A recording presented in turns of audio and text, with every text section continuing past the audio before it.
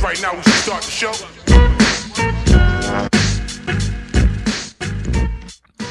Yo, welcome back to another episode of the JV podcast. It's a solo episode today. Had something planned for something crazy, but that'll wait for another day. Today's episode, the talk of the whole week has been about the Giannis Antetokounmpo trade, and it's been the topic of discussion for the whole week. So on what was it, the 28th? That day was, I think, Monday or Tuesday.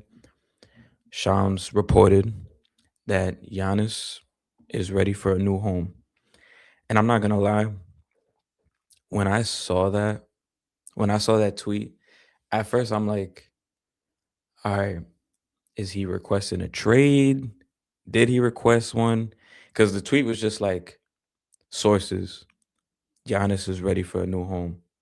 And it's just like, what the fuck does that even mean?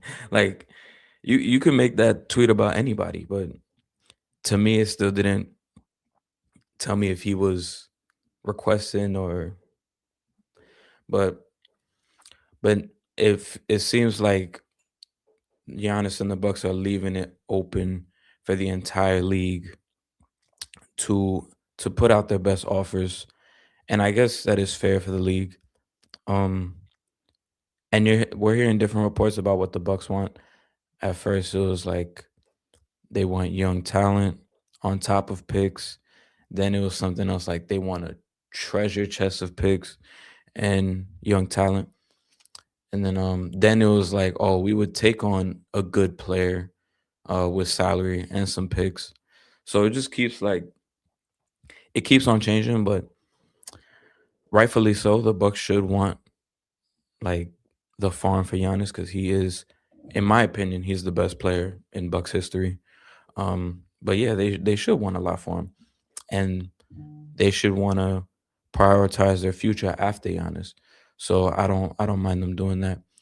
But right now, the teams in the mix to potentially get Giannis are the Miami Heat, Minnesota Timberwolves, who actually came in as like a late surprise to be in the mix, the New York Knicks, obviously, and the Golden State Warriors.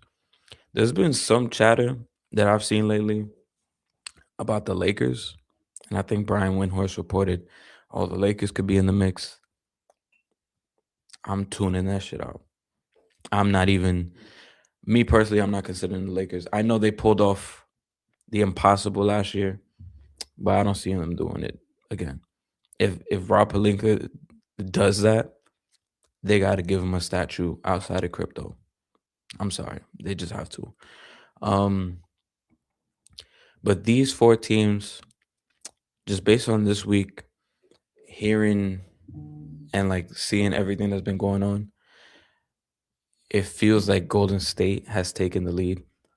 But like just going based on every team in order, the Miami Heat, this was a team like we knew they were going to be in the mix. They've made it known, not publicly, but they've done some moves where around the margins where, oh, we want to be prepared for a certain star to be available in free agency at this point, or if they may have to trade for one. And I know they've always really wanted Giannis on that team. The package for Miami would have to be Tyler Hero. I think Tyler Hero, Khalil Ware, and maybe and probably like three first round picks or two first round picks. I think they can only give up two right now because they cannot give up their 2027 first round pick. Um, so that's kind of an issue for them. I mean, I guess they would have to. They might need a third team involved to help them out with that last pick, so they could send it off. But I don't know. Something about that package is like, all right, Milwaukee gets back Tyler Hero. He's the hometown kid, Wisconsin. You get back Khalil Ware, who I like. He was one of the centers that I wanted the Knicks to draft in the 2024 draft, and he's had moments where Spo he gets on him, he'll bench him and stuff like that, but he does show some flashes of potential. But I feel like he is the type of dude that Miami might be. It might be. It might sound. I don't want to say disrespectful, but like disingenuous. But like it might. It feels like the the Heat is like the best landing spot for Khalil because some of the reports about him coming out of college was like, is his motor all the way there? You might have to like push him to get the best, and he landed in the best possible spot for that to happen. So I don't know if like you take him out of Milwaukee and now like some of that is gone. Like maybe you only see flashes going forward. But like I don't want to compare him or I'm not comparing him to this player, but similar to like a Hassan Whiteside when his best years were with the Heat when he was being pushed to his limits and then as soon as he left the Heat, we were not hearing or talking about Hassan Whiteside. I'm not saying that Khalil Ware will turn into that, but something I would be cautious of. Like if I'm the Bucks and I'm trading for Giannis, I want to make sure I'm getting like surefire, solidified talent. And Khalil Ware right now is good, but you're banking on like him turning into something else. Um, so that package to me is okay. For the Heat, obviously you would do it. The idea of pairing Giannis and Bam Adebayo is just scary hours on defense. So we'll see. At a certain point in the week, it felt like Miami were the leading candidates for in the Giannis sweepstakes, but so far it doesn't really feel like that as much. Next team, the Minnesota Timberwolves, who are actually a late surprise to these sweepstakes. Um, and like it sounds nice in theory, but like when I heard them and what the potential package would be, me personally, I was out on it because for the Timberwolves to make this work, they'd have to include Randall. It'd have to be one of Randall. Well, it would definitely have to be Randall or Gobert on top of Jaden McDaniels. So it'd have to be some combination of Randall, Jaden McDaniels, Gobert, Jaden McDaniels. Um, and me personally, I just don't like that. Um, because it's like you trade Randall and Jaden McDaniels, that's your second, third best player. I know you're getting Giannis back, but me personally, I just don't like that structure because it's like, all right, you trade Randall and Jaden McDaniels, you get back Giannis. Yeah, you have two top 10 players with Anthony Edwards and Giannis, but you're putting Giannis next to Rudy Gobert, who he doesn't space the floor. So that's two non-spacers for that you're putting next to Anthony Edwards. And then you still have an issue at point guard. I mean, it'll be nice. Like they're gonna figure out ways to win, but I still would take OKC against Denver in a series. I mean, against Minnesota in a series. I would still take Denver in a series against Minnesota. Um, and I would low key. I think them and the Spurs would come down to a game seven. Um, but that potential starting lineup for the Timberwolves would be Dante DiVincenzo, who's been playing unbelievable this season. It would be Dante DiVincenzo, Anthony Edwards. I guess Terrence Shannon would have to slide into that three spot. Um, then you got Giannis at the four and Gobert at the five. Um, it don't sound it don't sound that appealing. I mean, you still got Nas Reed off the bench, and then Mike Conley, Rob Dillingham. I mean, honestly, that team, like just off talent alone, they're gonna make a lot of noise. But the ultimate picture, and the ultimate goal is to win a title. And I just don't see that team beating OKC or beating Denver, barring major injury. Like obviously, if somebody gets hurt, doors wide open. But I just don't see that happening. I got the Giants Cup. Um, Next team, the New York Knicks. This has been talked about all summer. And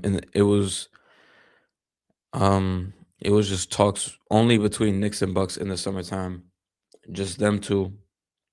And it felt like it was gonna happen with the Knicks. Like it really felt real. But as this week has gone forward, it feels like the Knicks have been pushed to the side and they're kind of on the outside looking in. There's even been reports saying um that the Knicks look like the team on the outside looking in. And it's just off the fact that like the Knicks probably have like the least intriguing packages out of all the teams that are in the sweepstakes. Um we have no young players, like no young players with star potential. And then we also have no draft capital. So for the Bucks, it's not as appealing. And for the Knicks, in order to get a Giannis trade done, it would have to include a third team. And throughout this week, there's been reports about the Knicks really wanting to get Drew Holiday. And if they were to they want to get Drew Holiday to get another guard, and to also potentially lure Giannis to the Knicks. And the only way they could really do that is a three-team trade involving the Portland Trailblazers. And what would the Blazers want back in return? Well, it would be Mikal Bridges, because there's been reports that the Blazers have wanted and have shown interest in Mikal Bridges since Dame was there. I know Dame is there now, but I'm talking about like before he came back. Um, yeah, so it would have to involve a three-team trade with the Blazers, because the Blazers also have the Bucks, the Bucks draft picks, their first round draft picks. So it would have to be a trade like that. Um, I don't know if that's something that the the Bucks are really considering, because when I saw those mock trades with the Blazers, Knicks, and Bucks, the Bucks weren't really getting any young talent back.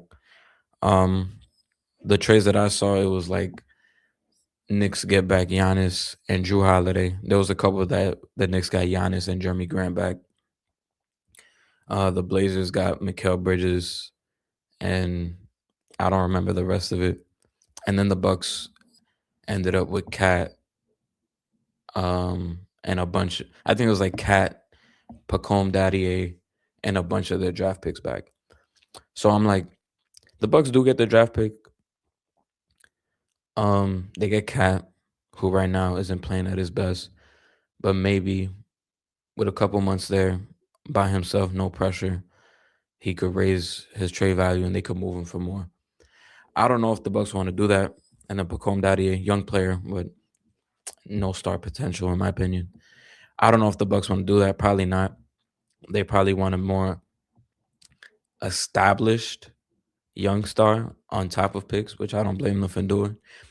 But the Knicks just don't have that offer. Like they can't do a one-on-one trade with the Bucks, because we don't have anything that they would want. Like if you remove a third team, like the only trade you could do with the Knicks and Bucks is like Cat has to be in the trade, because it matches. It's either Cat or you just gotta grab a bunch of guys on the Knicks and just put the contracts together, and you're just gutting the whole team at that point. You're just doing the Melo 2.0.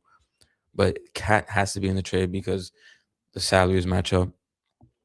So it'd have to be Cat and OG, or Cat and Mikal, and coming back it would have to be um like Giannis and like Bobby Portis or something.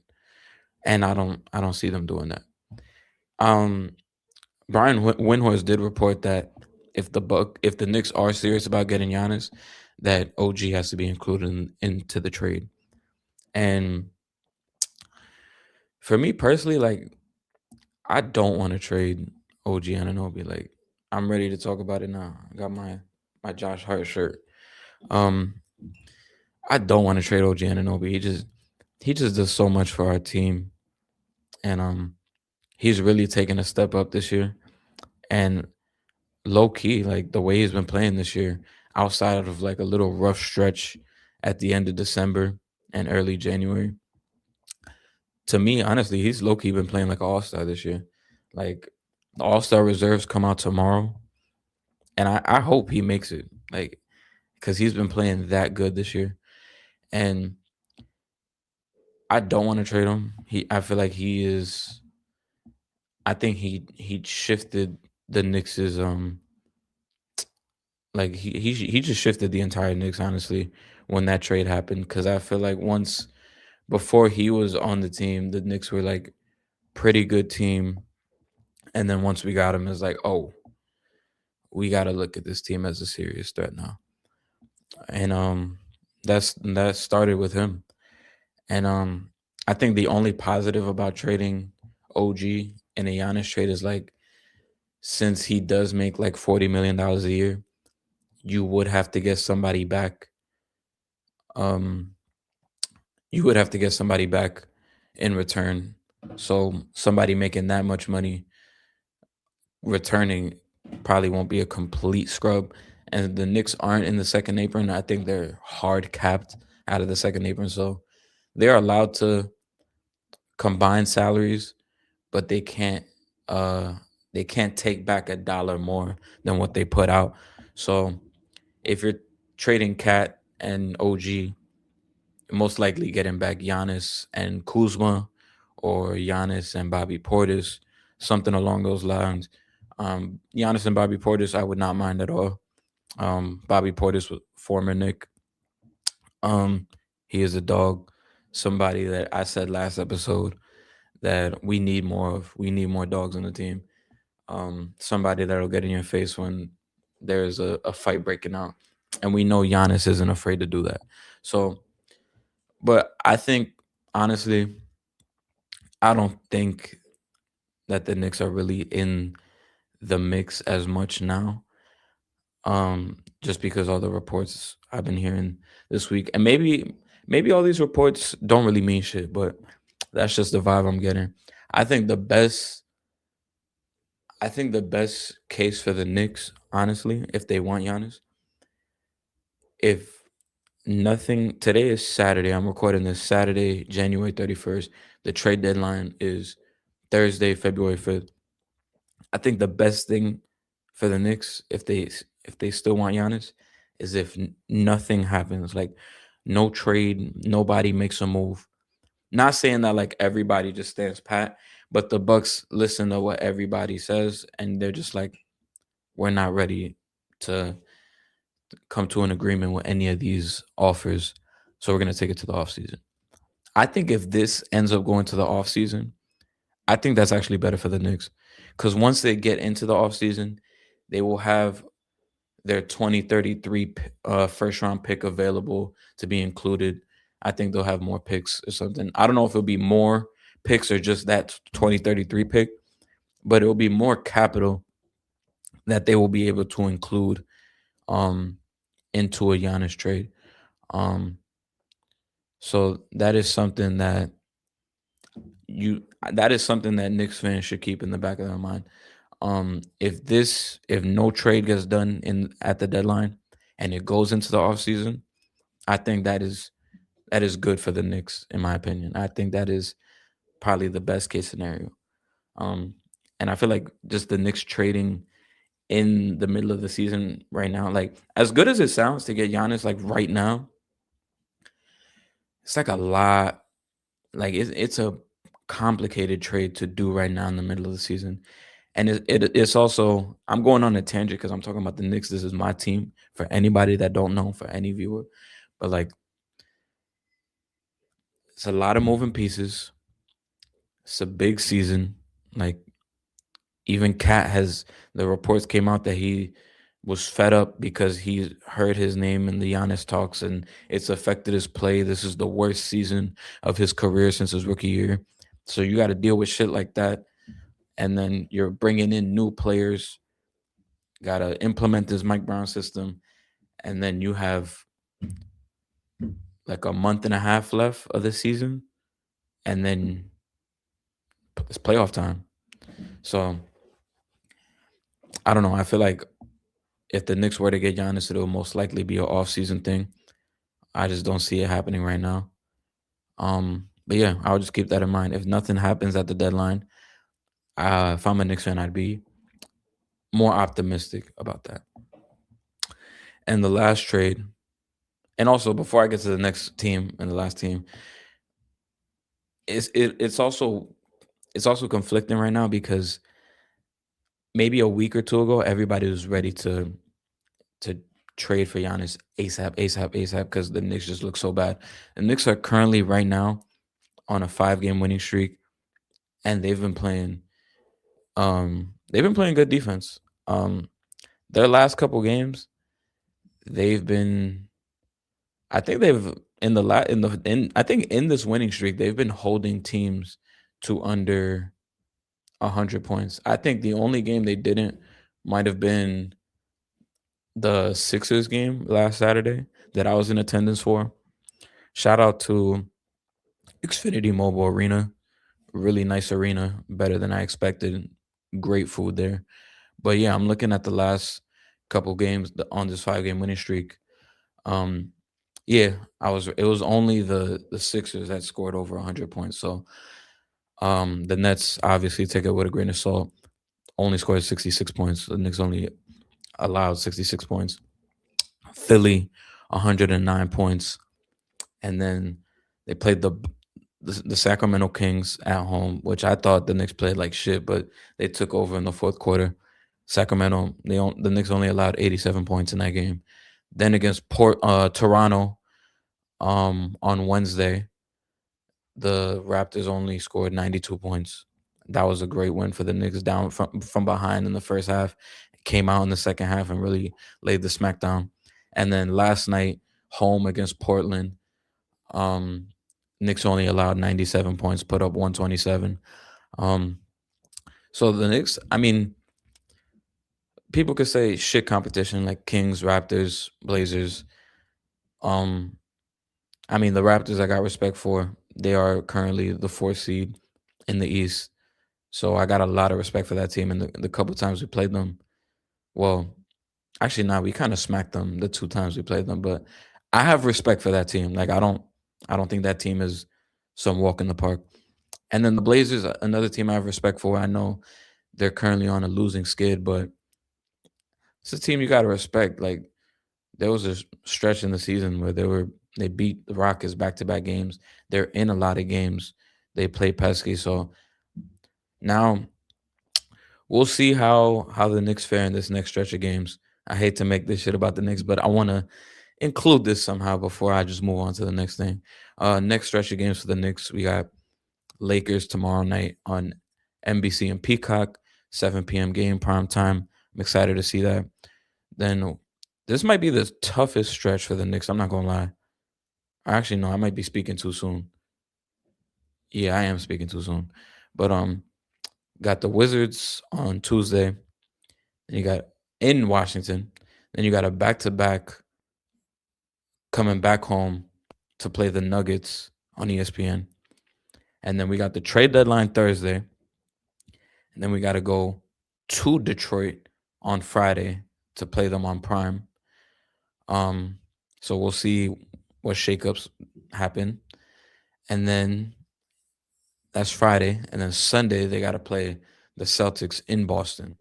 12:30 Eastern time start. That's an early game. I don't like those matinee games for the Knicks at all. I'm sorry. But yeah, that's a little tough stretch for the Knicks coming up. We'll see how they fare. I'm still not all the way in. Obviously, I'm happy they're on a 5-game winning streak. But for me to be completely like over the moon, I need a 10-game winning streak. I need that. Haven't seen a 10-game winning streak since the 2013 season. So I need that to happen. The last team in this Giannis sweepstakes is the Golden State Warriors. And to me, so far, just based on all the reports. To me, this feels like the team that's in the lead for the Giannis sweepstakes. And the trade package would be Jimmy Butler's contract. Um, I think he's making like $52 million annually.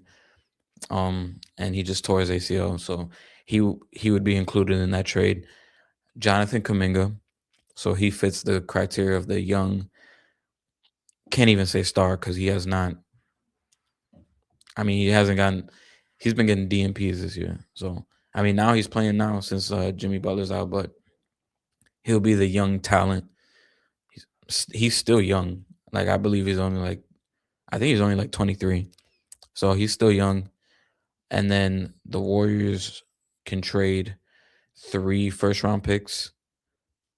Um, yeah, 3 first round picks to the Bucks, which could be intriguing from the Bucks standpoint because Steph Curry's about to be 38 in March.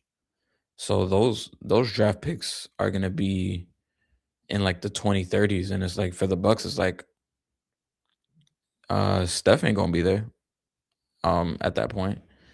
Um, maybe Giannis, if Steph's gone, he might not even be there. So the Bucks might be looking at that, and they're like, "Yeah, let me get in on that." So that could be something intriguing for the Bucks, but something that the Warriors, I mean, something that the Warriors have to keep in mind is that Giannis's contract is up, I believe, the 2027-28 season. So if you trade for him now, you get this postseason, next postseason. I think he might have a player option next summer. Yeah, I think he'll have a player option next summer. But you have to keep in mind, like, is he gonna sign that extension? Because by then Steph Curry will be 39.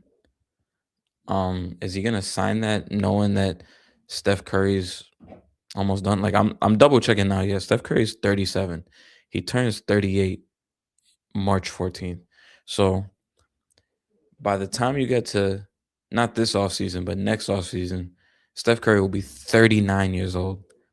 Is Giannis gonna sign an extension with the Warriors, knowing damn well Steph Curry might have like a year or two left? And who knows if he's even still elite at that point? Because you never know. Like so that's something that the Warriors got to think about. Like the trade on paper sounds nice for them. Well, for the Bucks, like yeah, for the Bucks, hell yeah, you would take that. I think just from the picks alone, you're like fuck yeah. And then with Jimmy Butler, you don't even gotta play him. You could just be like, yo, just rehab over here.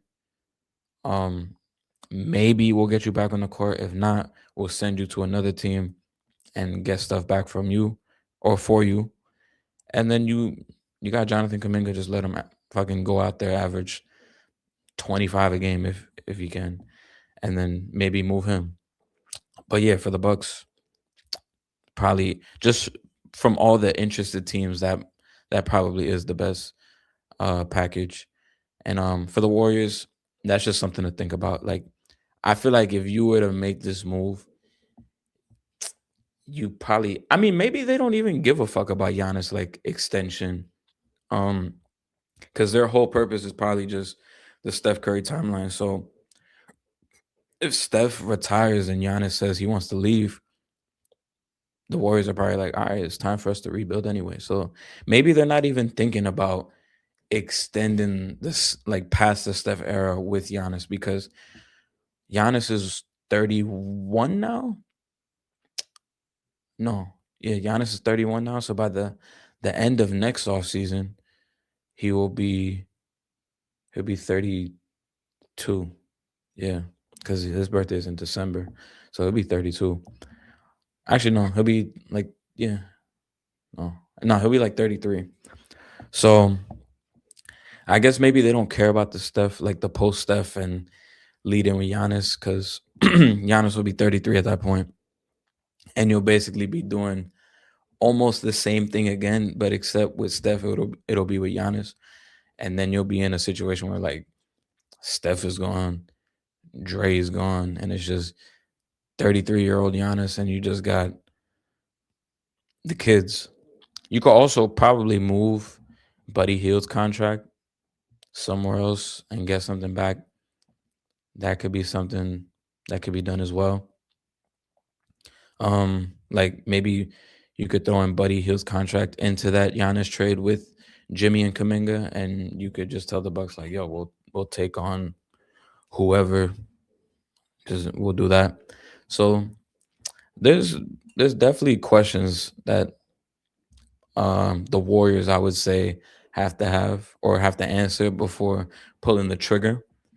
Um, but now there's reports saying that the trade is unlikely to happen at the deadline and will most likely go into the summertime. So Knicks fans, be excited about that. Uh, New news popped up just now. Paul George suspended for 25 games for violating anti-drug program. Um, I'm reading it now. Philadelphia Sixers forward Paul George has been suspended for 25 games for the violation of NBA slash NBA MBPA anti-drug program.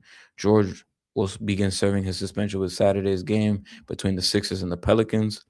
George took responsibility for the suspension, telling ESPN, "Over the past few years, I've discussed the importance of mental health, and in the course I've recently seeking treatment for an own issue of my own. I've made the mistakes of taking improper medication. I take full responsibility for my actions and apologize for the Sixers organization, my teammates, and the Philly fans for poor decision making during this process. I am focused on using this time to make sure that my mind and body are in the best condition to help the team when I return." Um, Unfortunate. Philly has 35 games remaining, and Paul George is going to be suspended for 25. So that means Paul George will probably most likely come back at the end of March. Um, it sucks for the Sixers. I mean, I feel like they've been playing well. Joel Embiid has been playing out of his mind lately. Um, that sucks. I mean, I feel like the team has been playing well enough, and they're low key kind of deep. Where I think they'll be fine without him. Like Kelly Oubre just came back from injury. Maybe Jared McCain could see some more minutes, but I wouldn't be in panic mode. That is it's just unfortunate timing um for the Sixers. Um Another thing I wanted to bring up today was Jayson Tatum sitting down with ESPN talking about potentially returning, and then the report came out that a return this year is most likely not going to happen. Um I'm paraphrasing what he said, like I'm not saying everything verbatim, but he was saying basically like how the team has looked so far, and they've established this identity without him, and they've been playing so well. So for him to come back in the middle of the season could maybe like throw a wrench into everything, and he doesn't want to see that. And I think that's just a lot of humility coming from Jason Tatum. Um, I like what Boston is doing right now. As much as I would love to see Jason Tatum come back on the court, me personally, as a fan of his, I would love for him to just take his time and come back next season. The last thing I want to see is him coming back now and then getting hurt again, and now he's out for longer.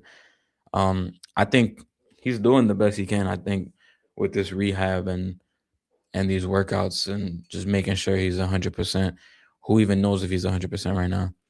Um, but I just want to see him come back next year at 100% and not really. I know it's tough. I feel like when you're out like that and your team is playing well, it's like you're itching to get back. So that's probably the hardest thing for him. Like, because that's all you know. Like when you've been playing the sport for so long and then you can't go out there and compete. It's just like that fire doesn't go away at all.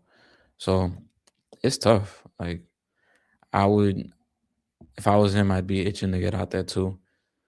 But the NBA is just different.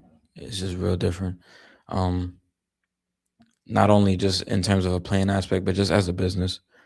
Um, I think the best thing for him is just make sure the mind is right and he's ready for next year.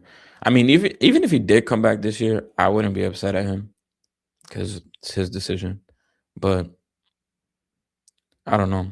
I feel like it'd be a lot easier if the Celtics were ass because he could do something similar to what Paul George did after he broke his leg. Because I think the Pacers missed the playoffs that year, but Paul George came back at the end of the year. He played like 6 games. Um, Even though he obviously didn't look like Paul George in those 6 games, but he was able to go out there and just get those nerves out rather than waiting to because that is another thing that like I sympathize with him for. Like you don't have to come back. You're gonna have to wait till preseason next year to finally come back, and then you got to shake all that rust off. So I would have liked to see him do what Paul George did and play like the last like 10 games of the regular season, just to get those nerves out, just to say like, oh, I'm back on the court. I can just. But I don't know if we'll see that. And yeah, Paul George, literally the year after that, was back All Star. Pacers were in the playoffs. So I don't know if we'll see that. Another thing I wanted to talk about, amazing, amazing rookie duel that happened that happened on Thursday night. We saw the Charlotte Hornets and the Dallas Mavericks face off, and we had might have been the best rookie duel we've seen or that I've seen ever. We had Cooper Flagg versus Con. Cooper Flagg, 49 points, 10 rebounds, 3 assists, fantastic game. Con, 34 points, 4 rebounds, 3 assists. Con 8 for 12 from three. It's my two guys, man. It's my two guys. I'm happy for them. Incredible game. Um, from both guys. This was just a treat to watch. Like I just had like watching Coop and Con is just like I feel like a proud. I'm not gonna say father because they're literally like a few like 5 years younger than me, but I feel like a proud like OG is kind of crazy because I'm not that much older than them, but I feel like a proud like brother. Um, just watching from afar, rooting for these guys. Um, for so long, especially Khan. Like Khan was one of those dudes that nobody really knew about, and just doing my research on him before he got to Duke, he was one of the guys in that freshman class that I was like, I'm like, yo, I fuck with his game a lot, and he was obviously a top high school recruit, but nobody was really talking about him like that because, of course, that 2024 high school class was stacked with big names like Coop, Dylan Harper, Ace, VJ, Trey Johnson. So Khan Knible just got lost in the shuffle. I don't even think Khan was a McDonald's All American or Jordan Brand Classic player. But when I was doing my research on that class, I watched this game and I'm like, I think this guy is the real deal. So, and then even at Duke, like he was my favorite player in the draft in the entire draft class last year. Um, so to see what he's doing now, I'm like super proud of what Connor's doing, and um, with Cooper Flag, it's like he just continues to.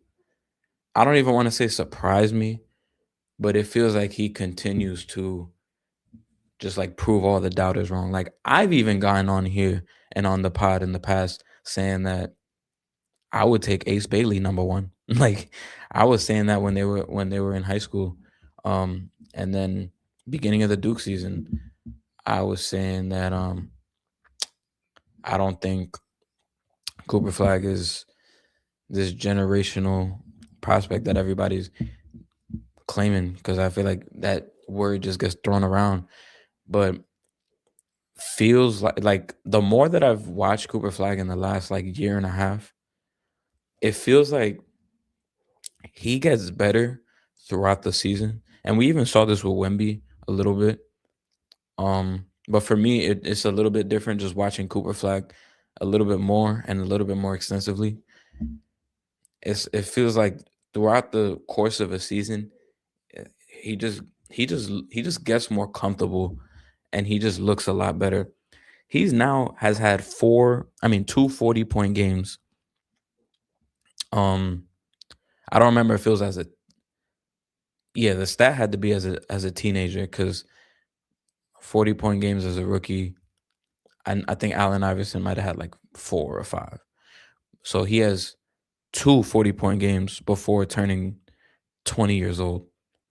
Um, the only other person before him, I think, nah, I think it was, I think it might have just been Bron, because Bron had 41, his rookie year. Um, Cooper Flag also has the second highest scoring game by a rookie since 2000. Number one was Brandon Jennings. He scored 55. Coop is second. I think Trey Young is actually Coop might be tied for second, because I remember Trey Young, his rookie year, he dropped 49. I'll never forget that game against the Bulls, March 1st, 2019. Um, but yeah, Coop has had an amazing season, and it is great to see. Um, I would have loved to see what this Mavericks team looked like fully healthy, but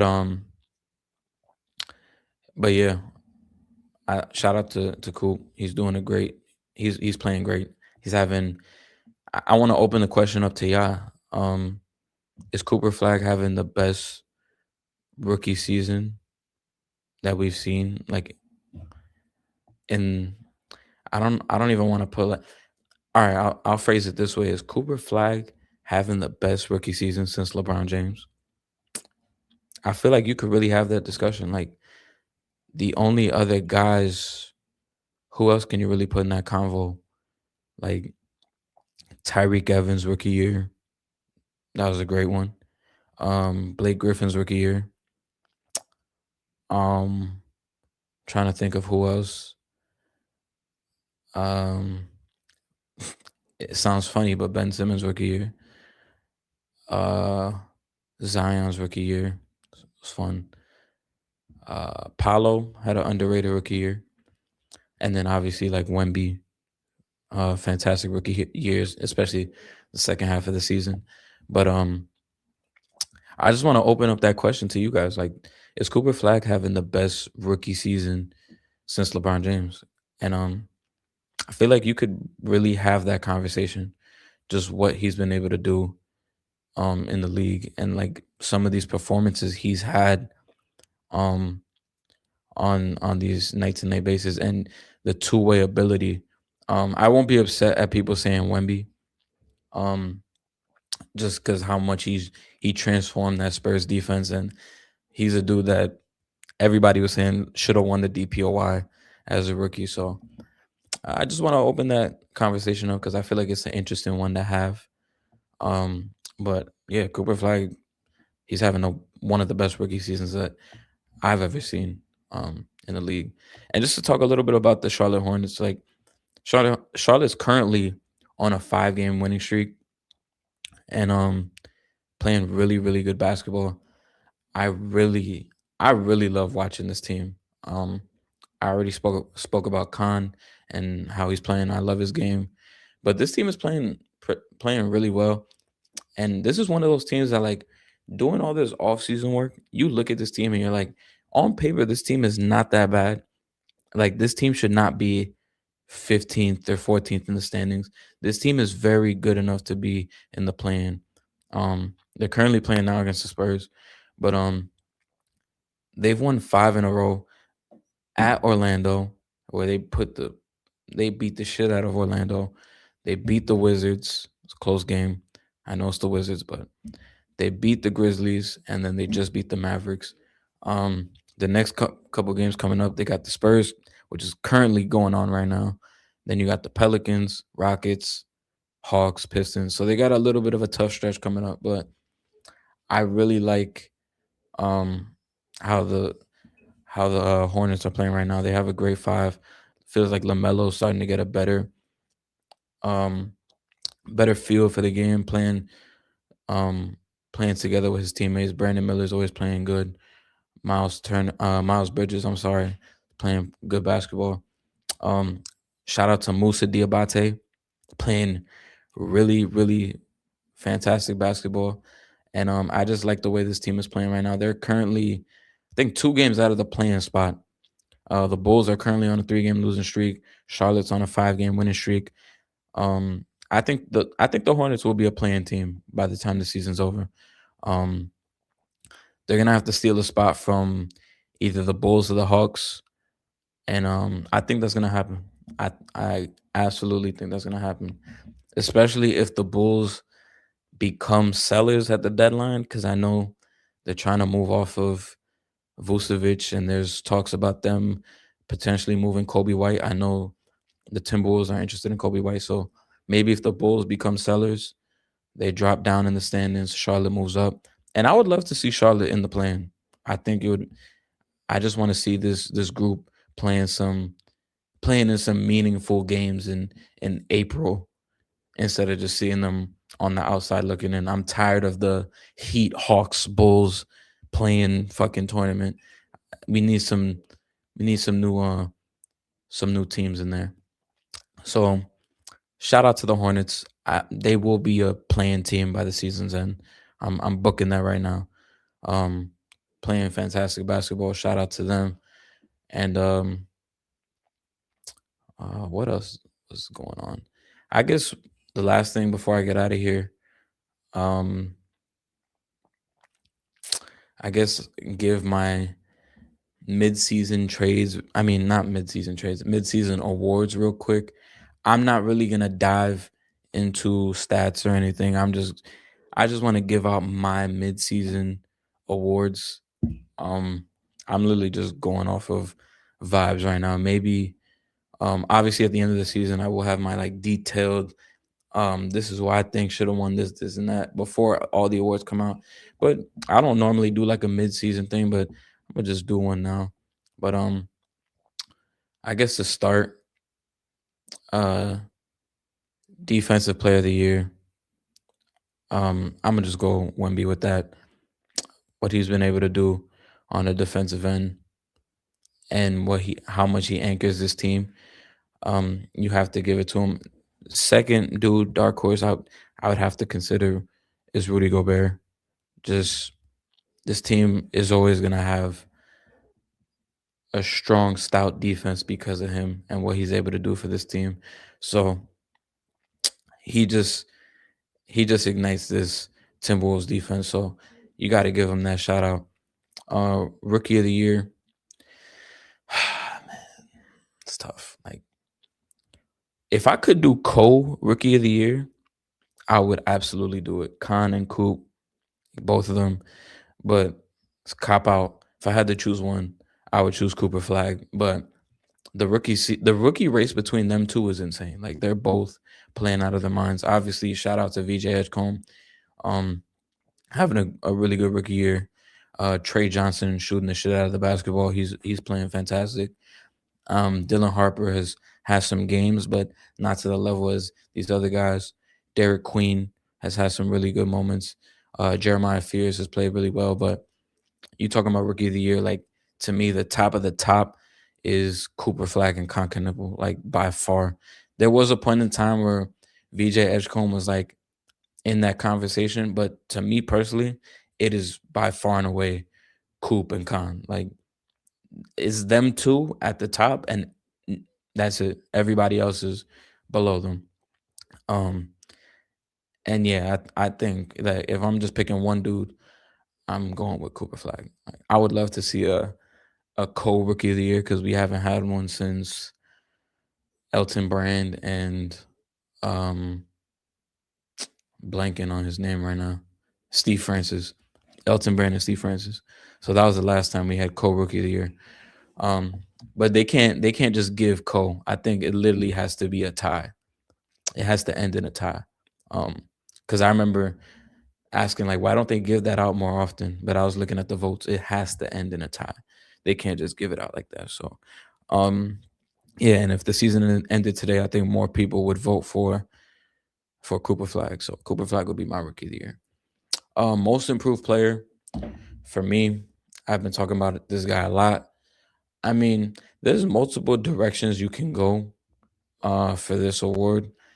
I know the popular name, what I wouldn't be mad at personally, is Ryan Rollins. That's like the popular answer. I wouldn't be mad at that at all. Um, Honestly, if he wins it, I wouldn't give a fuck. But for me, my most improved player of the year, and I've talked about him a lot, is my favorite guy coming out of that 2023 draft class. But my most improved player would be Keontae George. Um, the step that he's taken this year has been phenomenal. Going from 17 points a game last year to this year, he's averaging 24 points a game. Um, he's he's increased his well, three shooting 37% from three on 7 attempts. He when you watch him this year, he just looks like he looks like a guy for the Jazz. Like he has some moments where you're like, oh, this is a real dude for this Utah Jazz team. Um, and who knows what his ceiling could be? Felt like last year felt like a up and down year. Like last year, he was shooting 39% from the field, like sub 40%, like very inefficient. This year, shooting 46% from the field. And like I said earlier, 37%, almost 38% from three. So he's doing it efficiently and he's increased his point per game by 8 points. Um, and if you just see the way he plays, he looks like a legitimate dude and possibly maybe could be an all-star. Not this year, obviously, but maybe in the future. He's still super young, 22 years old. He would be my most improved player. So that's DPOY, rookie of the year, most improved. Um, Next, I guess I gotta save the best one for last. But well, clutch player of the year. I don't really care about clutch player of the year. I'm not gonna lie. My next one will be six man of the year. Um, I think I would go with six man of the year. I think I'm gonna go with. It's tough, man. For me, I'm torn between two guys. I'm torn between Keldon Johnson and I'm torn between AJ Mitchell. I feel like Keldon Johnson has become like that leader for the Spurs, um, like off the bench, and I feel like they have like a new energy whenever he's out on the court, and it brings them a new life. And then AJ Mitchell, what he's been able to do off the bench, it's like soon as I know J Dub got hurt, but it was like as soon as one of the starters got out, like he would go right back out there and just play his ass off. But I think I'm gonna go with Keldon Johnson. I think what he's been able to do on this team, just coming off the bench, being feels like I mean, this team is really young, and so is he. I think he's only 26, but for him to be like the adult, and it's crazy saying that with Harrison Barnes on the team, but for him being the adult on the team and just taking on that leadership role, coming off the bench, and just providing that spark, like he's giving you 14 points off the bench. He's shooting almost 40% from three. Um, but yeah, he's taking on that role, taking on these young guys under his wing, and he's producing at a good level for this team. So I'm gonna give him that love. Shout out to Keldon Johnson. My clutch player of the year. I'm gonna go. Damn, I like Anthony Edwards for this, but I'm gonna go with Tyrese Maxey. I think just because a lot of their games always coming down to the wire, and it feels like he's always making some type of play to either win the game or send it into overtime. He actually just hit a game winner recently. So and the Sixers are always playing in some close ass games. So I would pick him. Um I would pick him for the Clutch Player of the Year award. Um and the last award, Coach of the Year. Um there's multiple different routes you could go for this. Like I remember last year at the end of the season awards, I picked JB Bickerstaff for my Coach of the Year just because going from dog shit to top 6 seed, super impressive. And then even more impressive, going from top 6 seed to the number 1 seed, JB Bickerstaff. I really love what Jordan Knott is doing for the Suns. I had them as a 13 seed before the season, and now they are currently, gotta check the standings real quick. They are currently the 6 seed. So gotta give them that love. But I think for me, my Coach of the Year, I'm gonna go with Joe Mazzulla. So far midseason, just I think that like before the season, I didn't think the Celtics would be top 3, but I didn't think they'd be dog shit. I thought they would be like in the playing 7, 8 range. But the way they've been playing this year, man, he's been coaching his ass off with this team. Like no Tatum. Um, they've been shopping for a center for the longest. They can't get their deal done. Um, so we'll see what happens with that center position. But this team for the longest time was, or I don't want to I don't want to make up a stat, but this team is currently second in offense, which is crazy without Jayson Tatum. Um, and Jaylen Brown is playing at an MVP level, and you just got to tip your hat off to him. But the way Missoula has these guys playing, it's just great basketball. Like Derek White had a rough stretch, but he's playing better. Payne Pritchard's playing really good. Nemias Queta has been he's been able to provide what they needed for this team. Hugo Gonzalez, like I've mentioned in the past, Jordan Walsh has done good. Anthony Simons has shown what he can do under this offense. And I would just give it to Joe Mazzulla. He's been coaching his ass off this season. And I gotta give him that praise. And then for the MVP, um, I know Shea is the leading favorite. I mean, I don't think Jokic has missed enough games to be completely out. Um, but it feels like such a lame thing to do to pick Jokic after he hasn't played in so long, and and he just returned yesterday. I don't think he's missed enough games, so I think he still qualifies.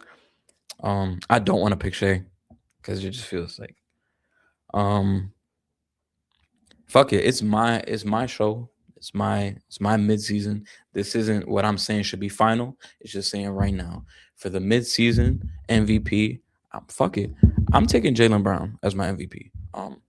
Just him doing what he's doing this year, leading the team on his back. I love seeing this, and he's proven like I'm an all-star starter and I am all NBA this year. And to do this shit with missing Tatum missing and then losing Horford, Drew Holiday, Porzingis, all this turnaround. Everybody was like, "Oh, the Celtics are gonna be done." No, they're still right there in the mix, top 3 seed.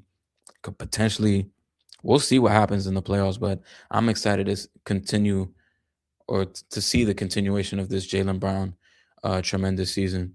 So Jaylen Brown's gonna be my midseason MVP.